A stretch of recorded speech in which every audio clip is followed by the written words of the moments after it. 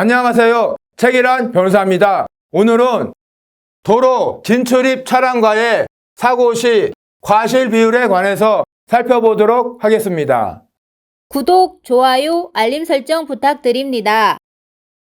도로 진출입 차량과의 사고 유형으로서는 예를 들면 길가, 건물이나 주차장에서 도로로 진입 중 발생한 사고, 좁은 골목길에서 넓은 도로로 진입 중 발생한 사고, 지선도로에서 간선도로로 진입 중 발생한 사고, 일반 도로에서 고속도로, 간선도로로 진입 중 발생한 사고 등이 있습니다.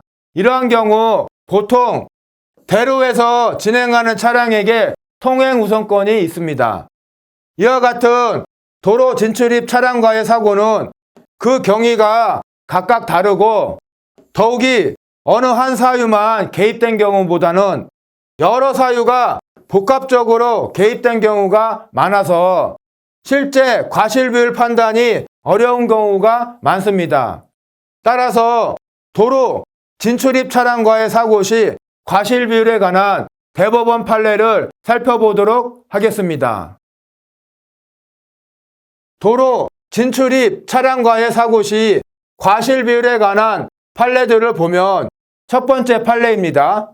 일반 도로였어요. 그리고 당시 야간이었고요. A 차량이 2차로로 직진하고 있는데 우측 이면도로에서 B 차량이 나오다가 A 차량과 충돌을 한 것입니다. 이때 법원은 A의 과실을 10% 인정을 했습니다. 왜 A에게 무과실이 아니라 10%의 과실을 인정을 했겠습니까? 그것은 2차로로 주행하는 차량 운전자는 우측에 이면도로가 있었다면 우측 이면도로에서 차량이 도로에 진입할 가능성을 예상을 하면서 주의 깊게 운전할 의무가 있었어요. 그런데 A는 그러한 의무를 이행하지 않아서 결국 사고가 발생한 것입니다. 그래서 법원은 A에게도 일부 과실이 있다고 보아서 10%의 과실을 인정한 것입니다. 두 번째 판례를 보면 일반 도로였어요. A가 1차로에 주행하고 있었는데 우측 이면도로에서 B가 운전하는 오토바이가 2차로를 거쳐서 1차로로 진입을 하다 A 차량과 충돌하게 됐습니다. 그런데 B 오토바이가 어떻게 도로로 진입했냐? 그 구체적 사정을 보면 골목길은 이면도로를 말합니다. 골목길에서 갑자기 나왔습니다. 갑자기 나와서 도로를 가로질러 A 차량의 진행 방향인 1차로로 돌진을 한 것입니다. 돌진. 그래서 충돌한 것이에요. 다만 A에게도 제한속도를 10km 초과한 속도 위반이 있었어요. 그러나 그 속도 위반 정도는 10km에 불과하기 때문에 아주 미미합니다. 이러한 상태에서 법원은 어떻게 판단을 했냐? A가 직진 차량인 A가 과속을 하지 않았다 하더라도 B 오토바이와 어차피 충돌을 하였을 것이다.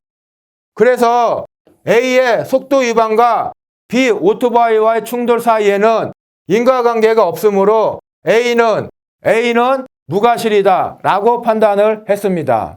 즉 A가 속도 위반이 있었다 하더라도 반대로 속도 위반을 하지 않았어도 어차피 우측 이면도로에서 B 오토바이가 갑자기 급작스럽게 2차로를 거쳐서 1차로로 진입을 했기 때문에 충돌할 수밖에 없었다는 것이에요.